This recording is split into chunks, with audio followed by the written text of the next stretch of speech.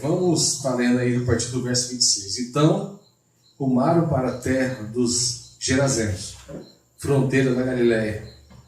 Logo ao desembarcar, veio da cidade ao seu encontro um homem possesso de demônios que havia muito não se vestia, nem habitava em casa alguma, porém vivia por sepulcros.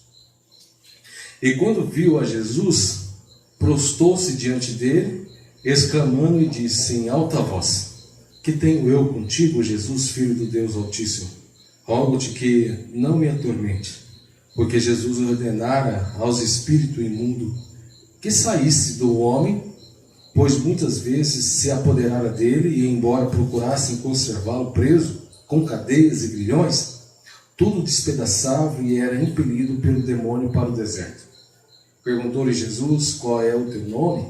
Respondeu ele: Legião, porque tinha entrado nele muitos demônios. Rogavam-lhe que não os mandassem sair para o abismo. Ora, andava ali, pastando no monte, uma grande manada de porcos. Rogaram-lhe que lhes permitissem entrar naqueles porcos, e Jesus o permitiu. Tendo os demônios saído do homem, entraram nos porcos, e a manada precipitou-se despenhadeiro abaixo, para dentro do lago, e se afogou. Os porqueiros, vendo o que acontecera, fugiram e foram anunciá-lo na cidade e pelos campos. Então saiu o povo para ver o que se passara e foram ter com Jesus. De fato, acharam o homem de quem saíram os demônios, vestido em perfeito juízo, assentado aos pés de Jesus, e ficaram dominados de terror. E algumas pessoas que tinham presenciado os fatos contaram-lhes também como fora salvo o endemoniado. Todo o povo da circunciviança dos Gerazenos rogou-lhe que se retirasse deles, pois estavam possuídos de grande medo. E Jesus, tomando de novo o barco, voltou. O homem de quem tinham saído os demônios rogou-lhe que o deixasse estar com ele. Jesus, porém, o despediu, dizendo: Volta para casa e conta aos teus tudo o que Deus fez por ti. Então foi ele anunciando por toda a cidade todas as coisas que Jesus lhe tinha feito.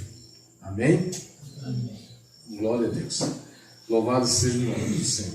Amados, esse é um texto conhecido por nós, mas é um texto cheio de símbolos nas Escrituras. Ele tem uma simbologia, ele tem muitos símbolos aqui, que vai apontar para Cristo como libertador. Então, para a gente poder entender um contexto legal, a gente vai olhar para Jesus como libertador, como Israel olhava para Moisés e lembrava de Moisés como libertador. E Moisés era aquele que apontava Jesus e o plano de salvação, da libertação que Jesus traria para Israel. De fato, a libertação.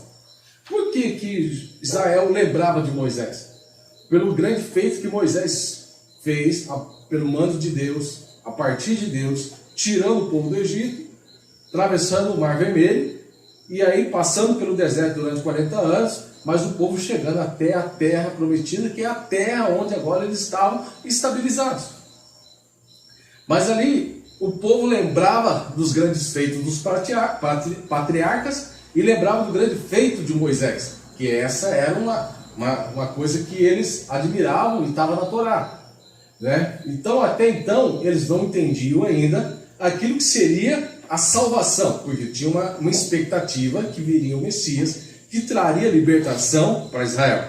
Naquele tempo, havia a promessa da libertação, né, de Deus, a libertação final, a libertação que restauraria Israel, e aí formaria um povo realmente celestial.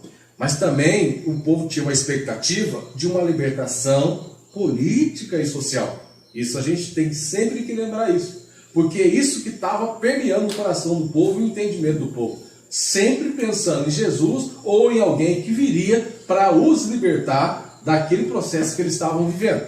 E Jesus traz uma comunicação sobre a libertação. Então esse texto ele é cheio de símbolos por causa disso. Então nós vamos ver a primeira figura do texto e a primeira mensagem que o texto nos dá. Primeiro, o texto começa no versículo 26 dizendo: rumaram para a terra dos Gerazenos. Essa é a primeira mensagem que o texto nos dá. que o evangelho, que Jesus, foi a primeira vez que Jesus passou dos limites judaicos. Foi a primeira vez que Jesus passou por uma terra que não era um contexto judeu, que não era Israel. Ele chegou no território. Então o texto vai dizendo que fronteira da Galiléia. Era fronteira com a Galiléia. Então já não era mais Israel. Mas ali agora, atualmente, no nosso tempo agora, século 21, ano 2023, na nossa época, é a região da Cisjordânia, que nós ouvimos nos jornais, que nós conhecemos na televisão. É uma região palestina, né? É a região da Cisjordânia, da Jordânia, que a gente sabe está lá, né? No Oriente Médio. Então era aquela região. E naquela região tinha um território chamado território dos Gerazenos. Você vai ouvir lá em Mateus, território dos Gadarenos, né? E aí você vai ver em Marcos, né? Território dos Gerazenos, né? Então você vai ver Gadara, Gerazenos, Gadarenos. Então, algumas pronúncias que são diferentes umas das outras, mas era um território. É como você falar aqui, ó, nós estamos no território do Vale do Araguaia, ou nós estamos aqui no território do Xingu, né? Então, certamente, a cidade que Jesus encontrou aquele jovem endemoniado, se chamava Quersa, ou Querce, ou Quersa, em algumas pronúncias no grego. Então, essa cidade era uma cidade afastada, fora da região de Judá.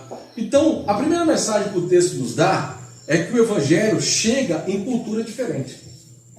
Amém? Que Jesus foi em uma outra cultura trazer uma mensagem. Jesus trouxe uma mensagem para outros povos, para outras culturas. Tanto que naquela região ficava uma região chamada, com várias cidades, com 10 cidades, chamada de Decápolis. E Decápolis tem uma região chamada Damasco, que nós conhecemos hoje, né? E Damasco é uma cidade, é um país que a gente conhece hoje, né? É um lugar. Então o que acontece? Então ficava naquela região de Decápolis.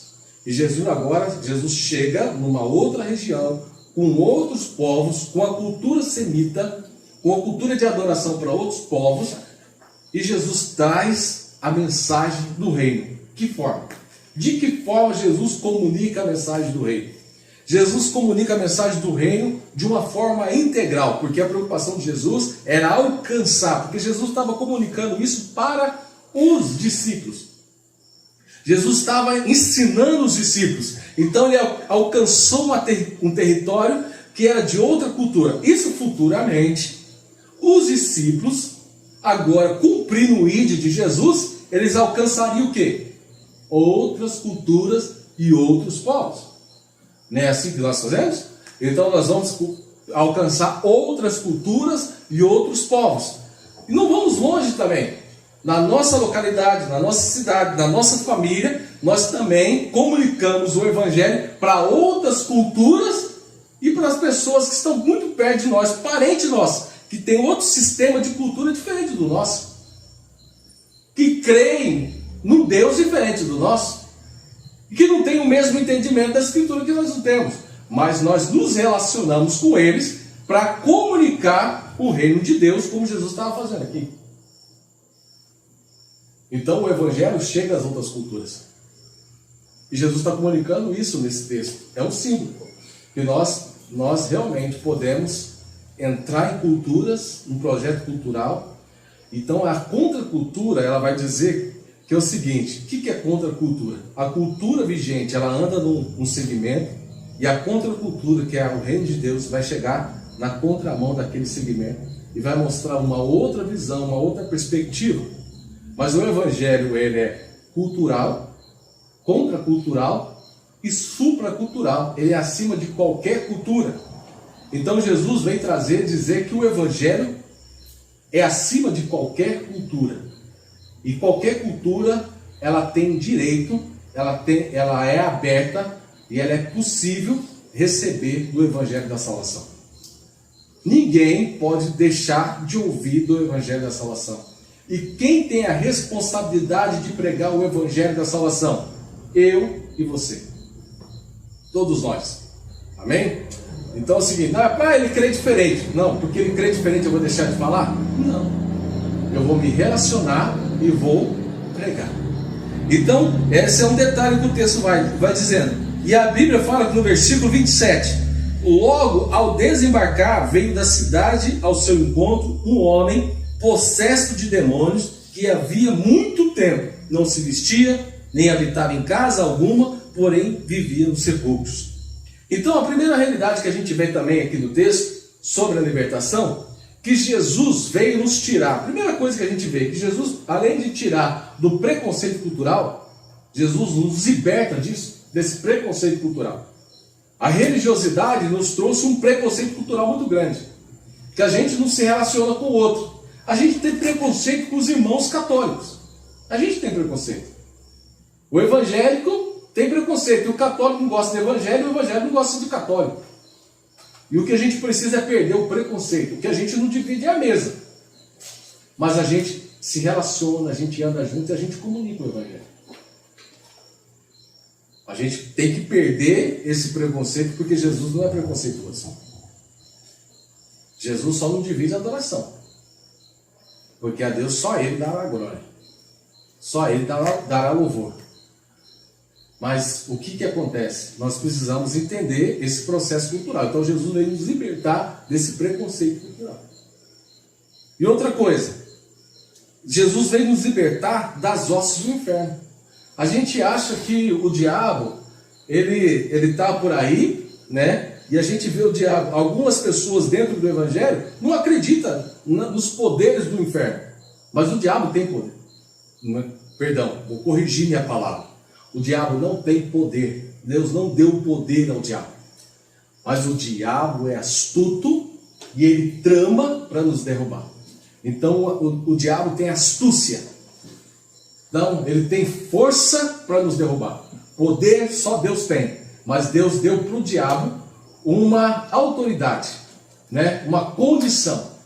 Deus trouxe uma palavra para a igreja e para o diabo, trazendo uma condenação lá em Gênesis 3, no proto-evangelho, dizendo que tu lhe ferirás o calcanhar. Quem? A serpente ferirá o calcanhar. Então o diabo tem essa guerra conosco. O diabo não tem guerra com Deus, porque o diabo não pode contra Deus, porque Deus o criou. Mas o diabo tem guerra contra a igreja. E a igreja, no conjunto de igrejas, somos nós. Então, essa luta do inferno contra a igreja, ela não vai existir. Mas o diabo, ele vai se apossando e tendo domínio sobre aqueles que têm espaços vazios, onde o reino de Deus não ocupou espaços, então ele vai tomar essas pessoas. Então você vai vendo pessoas subjugadas pelo inferno, porque a vida dela, a casa dela, que é a vida, o corpo dela, o coração dela, está vazio. E se está vazio de Deus, não tem Deus preenchendo todos os espaços da sua vida, o diabo vai ocupar naquele lugar, porque ele tem condição, Deus deu autoridade para ele disso. Então ele vai se ocupar daquela vida. Então você vai se deparar com pessoas endemoniadas, pessoas usadas pelo diabo, né? Então pessoas oprimidas pelo diabo, pessoas escravizadas pelo diabo, dominado pelo diabo, e o diabo veio para matar, roubar e destruir. Mas a Bíblia vai falando que Jesus é libertador. E Jesus veio nos libertar da opressão do diabo. Nesse momento, quando Jesus chega na região de Gadara, chega nessa cidade, uma coisa que a gente vai entendendo que é o seguinte: Jesus ainda não tinha pronunciado, e o diabo não conhece os projetos nem os planos de Deus. O diabo não sabe. O diabo sabia que Deus ia mandar o seu enviado, o Messias. O Filho de Deus estaria ali, mas não sabia quem era. Por que agora no texto fala assim, quando ele se submete, se sujeita a Jesus, vê autoridade em Jesus? O diabo julga que Jesus é. Mas por que ele julga? Porque ele viu em Jesus uma pessoa que não tem nenhum espaço vazio, que todos os espaços da vida de Jesus é ocupado por Deus. Não tinha nenhum espaço em Jesus que era ocupado pelo mundo ou outras coisas, mas todos os espaços da vida de Jesus eram ocupados pelo Pai. E aí o diabo fala assim: se há uma pessoa no mundo que todos os espaços da vida dele é ocupado pelo Pai, então esse é o enviado de Deus, é o Filho de Deus. Porque todo ser humano, por mais que ele busque a Deus, ele tem um espaço vazio. E é onde eu posso oprimir. E onde eu posso tentar. Isso a Bíblia comprova quando Tiago diz assim, que nós somos tentados pelas nossas próprias cobiças, né? Então os nossos desejos, as nossas cobiças, as nossas concupiscências, isso que o diabo usa para nos derrubar. Então aquilo que nós desejamos é aquilo que é o diabo tenta. O diabo não inventa, o diabo já pega aquilo que já está pronto. Aquilo que é o espaço vazio da nossa vida. Por isso que o Evangelho diz que nós precisamos nos colocar onde? Na brecha. Se colocar na brecha.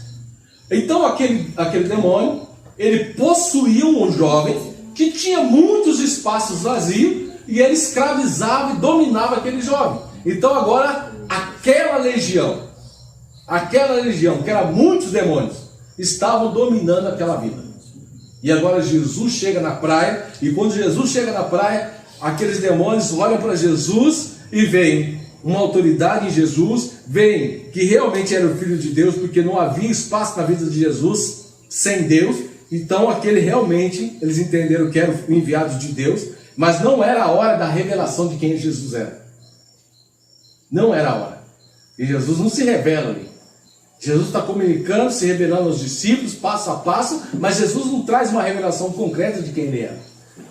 Ele vai falar que ele é o Cristo lá na frente. Mas ali há uma construção, e aquele demônio enxerga Jesus, a autoridade de Jesus, e se submete a Jesus. Mas ele vê também que Jesus, quando chega naquele lugar, ele vê que tem alguém que ama aquela vida que eles possuem. Chegou realmente alguém que ama esse camarada. Os diabos estavam vivendo na vida de uma pessoa, ocupando o espaço de uma pessoa, na vida dela, escravizando ela, onde a pessoa não era amada por ninguém. A pessoa era subjugada pelo diabo porque ela tinha muitos espaços vazios, mas não tinha ninguém que amava ela. Mas naquela praia chegou alguém que realmente amava ela. Por que ninguém amava ela? Porque há muito tempo aquele jovem, os diabos faziam proezas com ele. Ele era preso, ele era acorrentado. As pessoas prendiam ele para evitar os problemas, porque ele ficava fazendo bagunça. O diabo era zombeteiro. Ia para o cemitério, quebrava as coisas e tudo mais. Então as pessoas queriam resolver o problema. Então era uma sociedade, era um povo que estava preocupado em resolver o problema. Mas o problema de quem? Do jovem? Não. O problema deles. Não quer sossego, irmão. Não quer contenda. Não quer bagunça. Então o jeito de resolver o problema é prendendo. O jeito de resolver o problema é amarrando. É acorrentando. É dando um jeito e a pessoa se vira para lá. Eu acorrento, eu prendo. Então ele está com problema, ele está com o diabo. Então ele vai ficar para lá, acorrentado. Mas o importante é que ele não fique perto de mim. Então a sociedade não amava ele. Os parentes também não amavam ele. Nem os parentes amavam ele. Porque o que os parentes queriam era sossego. E Jesus veio mostrar que ele é libertador. E uma das coisas que Jesus veio libertar é das hostes do inferno. O inferno se submete a Jesus. No versículo 28 vai dizendo assim: e quando viu a Jesus, prostou-se diante dele, exclamando e disse em alta voz: que tenho eu contigo, Jesus, Filho do Deus Altíssimo? Rogo-te que não me atormente, porque Jesus ordenara ao espírito imundo que saísse do homem, pois muitas vezes se apoderara dele. E embora procurassem conservá-lo preso com cadeias e grilhões, tudo despedaçava e era impelido pelo demônio para o deserto. Então, o demônio, eles sempre procuravam ali cavernas, lugares escuros, perto do mar ali, nas rochas, para aquele homem ficar lá. Agora imagina o sofrimento dele, excluído da sociedade, afastado da sociedade, sem convívio com a sociedade, porque a sociedade sempre procurava prendê-lo. Mas Jesus já tinha dado uma ordem para aquele demônio, para que ele fosse expelido dali, para que saísse dali. Mas os demônios vão falar com Jesus. E uma coisa interessante no versículo 30. Perguntou-lhe Jesus: qual é o seu nome? E respondeu: Legião. Então mostra que aquele homem tinha muito problema. O problema daquele homem era grave. Legião. Legião, ela tem um símbolo muito interessante. A legião, ela tem um símbolo de 6.000 soldados, que era o número de uma legião de soldados romanos, principalmente os pretorianos, que era o número. Então, cada legião romana era 6.000 soldados.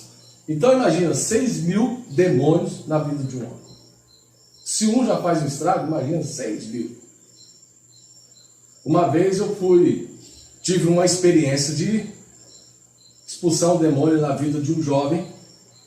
E quando a gente chegou na encruzilhada dentro do milharal para descobrir uma oferenda que ele tinha feito, e quando a gente acha e desenterra a oferenda e tudo mais, e aí a gente vai orar com ele. O nome dele era Daniel, hoje é o nome de Deus. E a gente vai orar com ele. Quando a gente pôs a mão na cabeça dele assim, para orar com Daniel, para quebrar aquele laço daquela oferenda, aquele coração. Antes de eu tocar nele, ele abriu os braços. Foi a coisa mais feia que eu vi na vida. Naquela época, eu tinha cabelo, e o cabelo ficou em pé. Mas ficou algo, era assim, impressionante. Porque ele abriu os braços assim e falava assim: é legião. E ele tremia, e os demônios estavam entrando. Daquela já entrava tudo dele. Nós ficamos até 9 horas da noite para expulsar o demônio dele. Entrava onça, a gente não tinha muita experiência. Mas interessante que agora aquele homem mostra que legião era muito problema. Aquele homem estava realmente com muitas dificuldades. Mas aí rogaram os demônios, no versículo 31, que não mandasse sair para o abismo. O abismo é o lugar de isolamento para os demônios. Onde que é o abismo? Um lugar sem Deus. Os demônios, quando foram expulsos do céu, uma terça parte, eles vivem na região celestial. A Bíblia diz, né, lá em Efésios. Mas o que acontece? Mas eles estão num lugar de isolamento. Um lugar afastado de Deus, sem comunhão com Deus, sem perspectiva de Deus, sem acesso a Deus, sem acesso ao trono de Deus. Isso é isolamento. Irmãos, Jesus chorou gota de sangue só de imaginar que ficaria alguns minutos, não foi dias não, minutos sem a presença de Deus. Jesus não suou gota de sangue por causa da cruz, por causa da humilhação, por causa do sacrifício. Jesus suou gota de sangue porque ele ficaria minutos sem a presença de Deus. Agora imagina eu e você ficar minutos sem a presença de Deus. Nós conhecemos um jovem que Deus deu uma visão para ele, que ele ficou 5 minutos presenciando o mundo sem a misericórdia de Deus. E ele estava vivendo no esbórnia, no pecado. Naquele dia, quando Deus deu a visão para ele, ele largou tudo que ele estava fazendo e voltou e falou assim, se rendeu aos pés de Jesus e disse: eu não posso ficar onde eu estou. Porque a coisa mais terrível no mundo é olhar para o mundo e não ver a misericórdia de Deus. Por mais difícil que nós estamos vivendo hoje, nós temos a presença de Deus e a misericórdia de Deus. Graças a Deus por isso. Porque sem ela, amado, é desespero, é ranger de dente, é fogo, é inferno. Isso é inferno. Então, o isolamento, o abismo era o lugar. Então, para eles não irem para o abismo, eles pediram para entrar na manada de porco. E é outra simbologia também que Jesus, que esse texto traz. Por quê? Jesus também é libertador, como Moisés. Como isso? Como isso? Jesus é libertador como Moisés porque o porco ele tem uma simbologia. Primeira coisa que a gente vai entender aqui no texto, que realmente comprova que Jesus estava fora dos territórios judeus. Porque, primeiro, nenhum judeu cria porco. Certo? Jesus não negociou com o demônio. Jesus só permitiu o demônio entrar no lugar que ele merecia, na imundícia. Porque o porco era considerado um animal imundo em Israel. E ele entrou, e Jesus permitiu, ali que é o seu lugar, na imundícia. Mas o porco era um símbolo, era um emblema da guarda pretoriana. Onde que a guarda pretoriana, com 6.000 soldados romanos, lá no ano 70, com o general Tito, destruiu Jerusalém. E Jesus está mostrando e apontando para lá, para aquela época, lá na frente, Jesus está apontando que ele é o libertador da igreja. E muitos discípulos que estavam com Jesus viveram esse tempo. Eles viram esse tempo, onde Jesus profetizou que não ficaria pedra sobre pedra. E quando Jesus fala que não ficaria pedra sobre pedra, é esse tempo, é esse dia, onde o general Tito derrubaria Jerusalém e destruiria o templo. E é isso que aconteceu. E com os soldados pretorianos que tinham como emblema o porco. E o que o texto está mostrando com o simbolismo, que aqueles porcos caem no abismo. Eles caem no mar, eles descem lá no abismo e se afogam no mar. E Jesus está dizendo: eu posso libertar Israel, eu sou o libertador de Israel. E toda a opressão política, social, esse sistema bélico de soldados, de opressão que Roma está trazendo sobre vocês, eu vou libertar vocês. Eu vou subjugar essa nação. Eu sou o libertador, como Moisés fez. Então o que Moisés fez? É a mesma coisa que Moisés fez. Moisés também jogou um exército no abismo, que foi afogada pelo Mar Vermelho. E se Israel olhava para Moisés como libertador, Jesus é o libertador. Jesus nos liberta do contexto cultural, Jesus nos liberta lá das hostes do inferno. Jesus nos liberta, amados, também do exército do inimigo que se levanta contra nós. Jesus é o nosso libertador.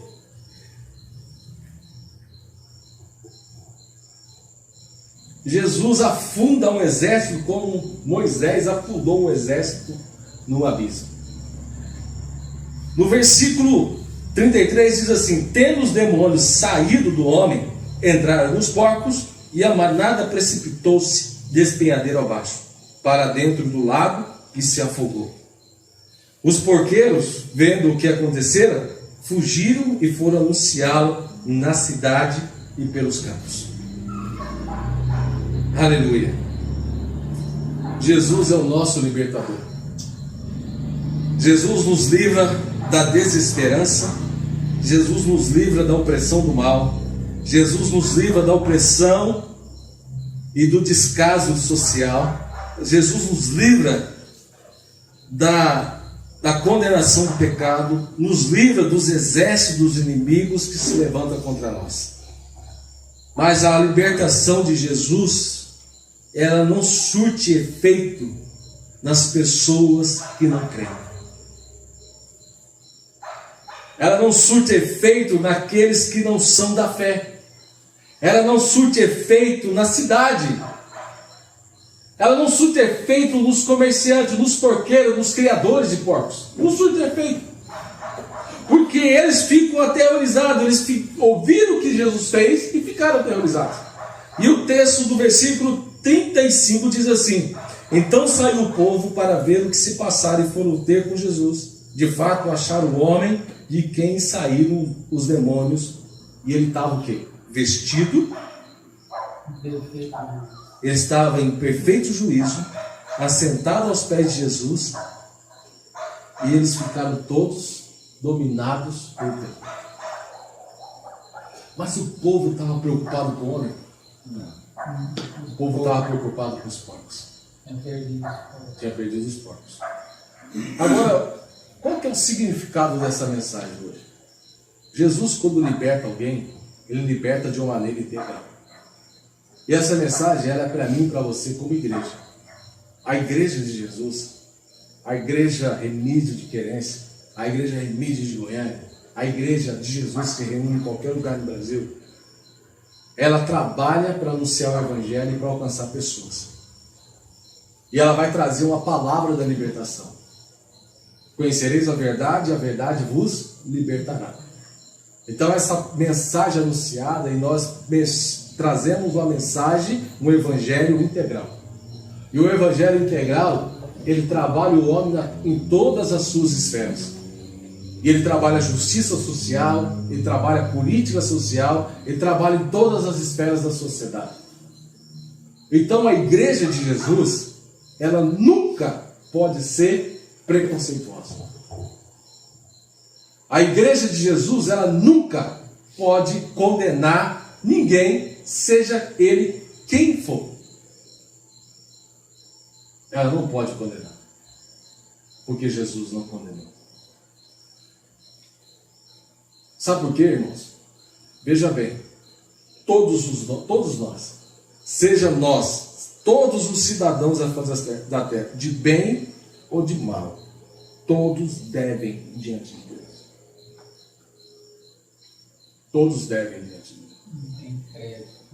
Ninguém é melhor do que ninguém. Eu não sou melhor do que o bandido porque eu sou cidadão de bem, e nem o bandido é pior do que eu porque ele é bandido. Porque eu sou bandido como ele também no meu pecado.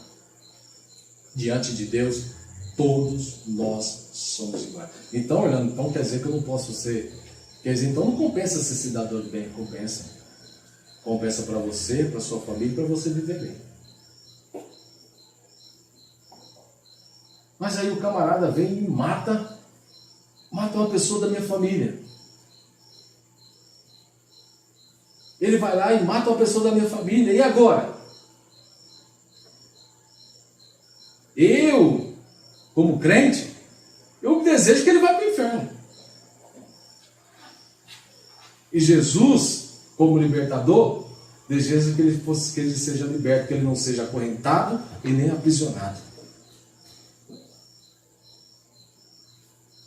Ah, mas então, beleza, mas e agora? O cara matou... Família minha, vivia bem. Quem vai pagar essa conta? Jesus já pagou na cruz do Calvário. Essa conta já foi paga na cruz do Calvário. A pessoa que morreu, você não perdeu ela. Jesus já pagou, já pegou ela.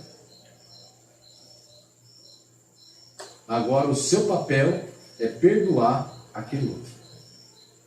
Porque você é de Jesus. Olha que esse é o desafio do Evangelho. Não é condenar. E Jesus vai libertá-lo integralmente. E como igreja, quando eu vê-lo sentado, vestido, com pleno juízo, eu não tenho que olhar para a pessoa que eu perdi. Eu tenho que olhar e celebrar a Deus porque Ele mudou de vida. Olha o desafio do Evangelho. Esse desafio demais, né? Só que não tem como fugir, esse é o Evangelho. Se eu quero servir a Deus, eu tenho que viver esse Evangelho. É aquele grau do videogame, quando você está indo, né? Eu gostava daquele Homens de Honra, né? Medalha de honra. E aí eu ficava brincando aquele jogo, chegava numa parte lá que não conseguia passar, era uma fase muito difícil. E eu tinha que submeter a muitas coisas, muita concentração, aquela coisa, muita habilidade e tal, aquela coisa toda, e aprender, perguntar para os universitários, e aquela, né? Chegou um estágio que a gente não passa. E esse é o Evangelho. A gente vai viver no Evangelho, é muito gostoso viver o Evangelho como igreja, mas chega em certos momentos que o Evangelho nos confronta e a gente acha que é um absurdo. E a gente não concorda.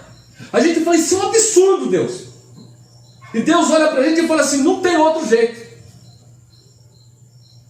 Porque eu paguei a conta e é um absurdo o Filho de Deus se submeter por nós e nós ser um assassino diante dele.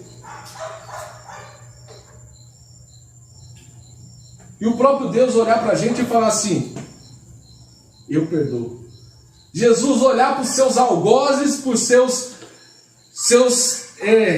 seus zombadores, aqueles que estavam judiando de Jesus, olhar para eles e dizer, Pai, perdoa-os, porque eles não sabem o que estão fazendo. Tem um acontecimento dos Estados Unidos que aconteceu agora, 6 anos atrás. Um psicopata matou umas 20 mulheres. E lá tem julgamento popular, você fala para a pessoa, né? Das 19 pessoas que ele matou, 19 condenou ele, foram xingando, falando que vai para o inferno. E teve um cara que, R$4, aplicou o Evangelho, chegou nele e falou assim, eu vou aplicar o mandamento mais difícil que Deus deixou para nós seres humanos. Eu te perdoar. Foi o momento que o psicopata chorou. Eu vi isso aí. Isso aí eu fiquei emocionado com esse vídeo. Porque isso é fato real. É verdade. Né? Foi o psicopata de Greenville. Isso. Né? E ele matou 20 mulheres. Enquanto as pessoas falavam assim, eu quero ver você sangrar, eu quero ver você morrer, ele olhava friamente para o olho da pessoa. Como psicopata. Mas quando aquele senhor, o senhor barbudo, né? E fala assim, eu vou praticar, por mais que doa em mim, mas eu vou praticar o mandamento, eu te perdoo. Libera perdão com sinceridade.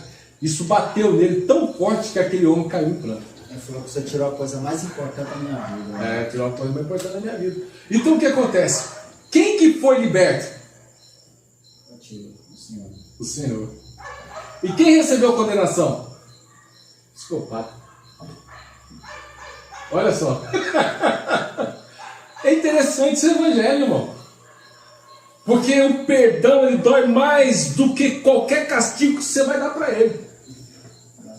Ou ele se transforma, se arrepende, ou ele entra no abismo, ou ele despenca no abismo. Não é verdade? Porque isso mata, isso dói. O perdão dói. E aí, as pessoas olharam para aquele homem e não deram conta. Eles ficaram com medo do que Jesus fez, mas eles ficaram com medo não só pelo homem, porque eles viram, sabiam quem era a história daquele camarada. Mas o que eles ficaram é porque eles perderam a renda, a fonte de renda que tinham. Eles estavam mais preocupados com o que eles tinham, o recurso que eles tinham. Mas não estavam preocupados com a libertação que Jesus trouxe na vida de uma pessoa. E a nossa conquista com a igreja, amado, a nossa conquista, a nossa celebração como igreja nessa cidade, ela não pode ser uma celebração de alegria pelo aquilo que nós alcançamos e pela a quantidade de pessoas que nós reunimos no templo e nem o tamanho do templo que nós conseguimos construir. Mas era a quantidade de pessoas libertas que estão no nosso meio. Quantidade de pessoas perdoadas que também perdoam, que estão no nosso meio. Quantidade de pessoas que conheceram Jesus, que estão bem vestidas, mentalmente saradas, estão prezando a comunhão, que entenderam aquele lugar. Isso é mais importante de qualquer templo, de qualquer recurso que nós venhamos ter, de qualquer quantidade de membros que nós possamos ter, e de qualquer força como igreja que nós podemos ter. Mas a força de igreja que nós vamos ter é a quantidade de pessoas que entrarem nesse lugar, forem libertas pela palavra de Deus e saírem para cumprir os seus dons e a sua vocação, sem serem julgadas, sem serem condenadas, mas serem libertas para cumprir o propósito de Deus na vida delas. Então, quando Jesus traz libertação, ele traz libertação integralmente. É de maneira integral. Então não tem como eu pregar o evangelho para uma pessoa e chegar numa praça pública e falar assim: Jesus te ama, toma um panfleto, vai na minha igreja. Sem eu saber as cadeias que ela tem enfrentado, os grilhões que têm subjugado ela, aonde que ela precisa de libertação. Às vezes a cadeia que prende ela é a cadeia social. Às vezes a cadeia que prende ela é a cadeia familiar. Às vezes aquilo que tem oprimido ela, escravizado ela, dominado ela é dentro da família. Quantas mulheres, amados, que estão escravizadas dentro de casa, que não tem voz, que não tem força, que não tem alegria. Entra domingo, sai domingo, está lá, triste. Porque não tem amor, não tem respeito, não tem carinho, não tem atenção. Não tem família. Não tem comunhão, não tem convívio, não tem relacionamento. Quantos maridos, amados, que chegam domingo de manhã, se emperram dentro de um bar, de um boteco, e sai só de madrugada, e a família fica em casa, e quando chega em casa, bate em todo mundo, e as mulheres estão vivendo nessa escravidão, e às vezes a igreja, quando chega, ela vai enxergar isso, E ela tem compromisso com isso. É responsabilidade dela trazer liberdade para aquela casa. Tanto para o marido que bebe demais e tanto para a esposa que sofre demais. Quantos maridos que estão passando um bom bocado? Eu já pastoreei pessoas assim. Teve um cara que eu tive que dar uns petelecos dele. Eu falei, irmão, fique em paz. A mulher dele, ele descobriu que ela tinha um caso no serviço. Eu falei, fique em paz, fique em paz. E ele falou assim, não, eu vou ficar em paz. Não brigue com ela, certo? Vamos. Se ela conversa com ela, se ela não quiser resolver esse problema, se você não tiver condição de perdoar, então aí vamos pacificamente e separa. Cada um procura a sua vida. Beleza. 3 dias depois ele me ligou, pastor, vem cá em casa. Fui na casa dele e falou assim, ó, pastor, eu fui lá no serviço, peguei ela no fraco. E aí, o que você fez? Ah, eu fui lá falar com o cara. Apertei a mão dele e falei assim, cuida bem dela, irmão. Se eu não dei conta de cuidar, você cuida bem dela. Eu dei um tapa nele e falei assim, irmão, pelo amor de Deus. Você não tinha que fazer isso não, rapaz. Essa não é a postura de homem, não, hein? Você se humilhou para ela, se humilhou para o cara, e é conivente com a situação que está vivendo na sua casa. Você está mais escravo do que eu imaginei. Então, quantas pessoas estão vivendo isso? Quantas pessoas estão sendo subjugadas, têm a sua escravidão, precisam de libertação em vários aspectos da vida. E quando Jesus entra, o Evangelho entra, ele não entra só dizendo, Jesus te ama. Ele vai trabalhar no aspecto social, ele vai trabalhar no aspecto emocional, no aspecto físico, social, familiar. Ele vai entrando, e a libertação de Jesus, ela é integral. Um homem que vivia no sepulcro, um homem que vivia escravizado, um homem que vivia acorrentado, preso nas cadeias, agora um homem que está sentado, bem vestido, ele vivia nu, agora está vestido. Era considerado como louco, agora está em pleno juízo. O homem que vivia afastado da sociedade, agora está prezando comunhão, porque ele quer estar onde Jesus está. Onde Jesus está, ele quer estar perto. E um homem que era excluído pela sociedade. Imagina você já se sentiu excluído? Já se sentiu desprezado? E quando você se sente desprezado, como é que você fica? Emocionalmente a gente fica arrasado. Porque ninguém gosta de ser desprezado. Ninguém gosta de ser esquecido. Ninguém gosta de ser excluído. Ninguém gosta. Porque isso causa dores emocionais. Mas aquele homem que viveu a vida inteira ali, escravizado, dominado pelo diabo, era excluído, desprezado, esquecido. Mas é um homem que agora sentava no meio de todo mundo, em pleno juízo, e prezava a comunhão. Então a libertação de Jesus, ela foi integral. O Evangelho não chegou só dizendo, Jesus te ama. O Evangelho não chegou só na praia, onde os demônios viram, alguém ama esse cara. Alguém ama tanto esse cara, que transformou ele do pé à cabeça.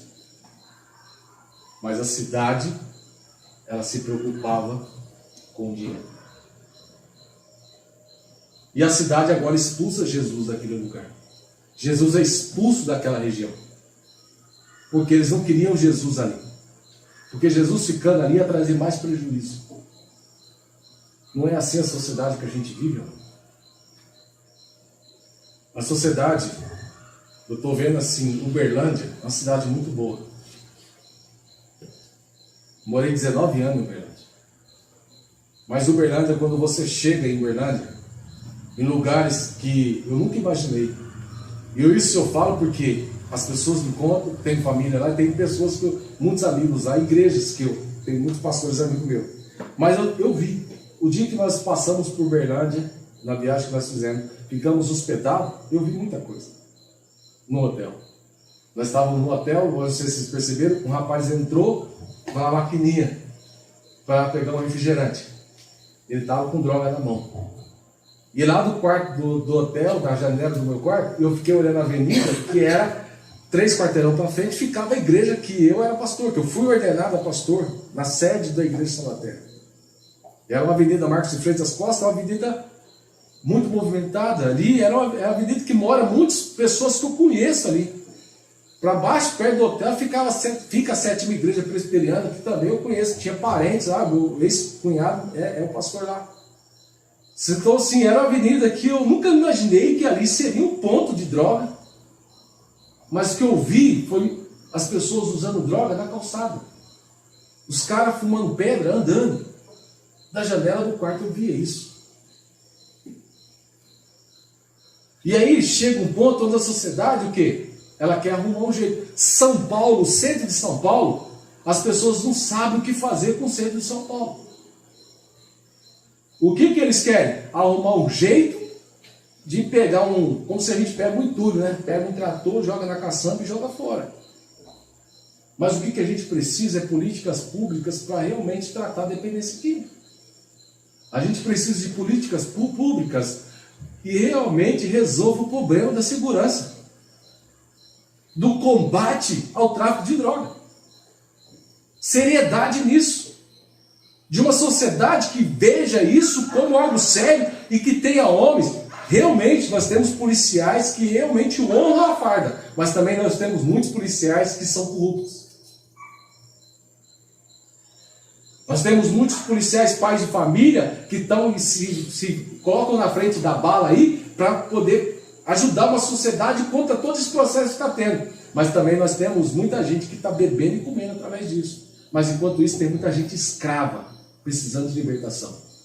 E eles não têm que ser pegados na caçamba, na escavadeira, jogado na caçamba e jogado fora, levado para outro lugar. Não tem que ser isso. Tem que arrumar lugar, tratamento, cuidar, para que eles possam chegar um dia a estarem vestidos de consciência limpa, prezando a comunhão e querendo estar perto de Jesus. A cura e a libertação. Há muita gente precisando de cura e libertação. E nessa cidade tem muita gente precisando de cura e libertação. E eu e você, nós temos o Evangelho que pode libertá-los. Amém. Amém? Que Deus nos ajude. Mas nisso eu quero fazer um apelo nessa noite, nessa palavra. Se você entendeu essa palavra, eu queria que você falasse com você mesmo e na sua intimidade, na sua individualidade, você falasse com Deus. E você fizesse um retrospecto da sua vida. E falasse com você mesmo e falasse com Deus. Aonde que você tem olhado para a sua vida e tem um ponto na sua vida que você se sente escravizado? Aonde que está na sua vida te oprime? Emocionalmente? Na família? Socialmente? Ministerialmente? Espiritualmente? Aonde que você se sente preso? Que você entende que Jesus precisa entrar, ocupar esse espaço e realmente você se vê liberto disso. Porque a libertação ela começa a partir de nós. E em nós. E nessa noite eu me coloco junto com você nessa noite, olhando para mim e dizendo, aonde, Orlando, que você precisa de libertação? É um pecado que você não consegue vencer? É uma atitude sua que você não consegue vencer? É algo emocional que você não consegue romper? O que você precisa, aonde você precisa ser liberto? E eu coloco esse desafio para você. E seja sincero com você mesmo, mas você não vai me responder. Eu não preciso que você fale para mim, nem para o seu irmão da direita, nem para o seu irmão da esquerda. Mas que você seja sincero com você e que nessa noite nós vamos fazer uma oração junto e pedir ajuda ao Senhor. Senhor, nos liberta. Senhor Deus, nos liberta. Nós colocamos aqui, ó Deus, aquilo que tem nos amarrado, aquilo que tem nos prendido, aquilo, ó Deus, que a sociedade, a cidade pode querer nos acorrentar, nos colocar nas cadeias, ó Deus, que pode abrir espaço para os espíritos imundos quererem nos atormentar. E nessa noite nós queremos colocar esses lugares na Tua presença. Amém, Jesus. Ó Deus, que nós possamos ouvir os grilhões serem quebrados, as algemas caírem, e o Senhor nos colocar em plena liberdade. Coloca mesmo. Ó Deus, emocional, espiritual, física, familiar, em todo aspecto da nossa vida, que nós possamos ocupar todos os espaços da nossa vida com as coisas do Senhor e com o Evangelho. Ó Deus, nos ajuda, Senhor. Nós não temos para quem, ó Deus, pedir ajuda. Só o Senhor pode.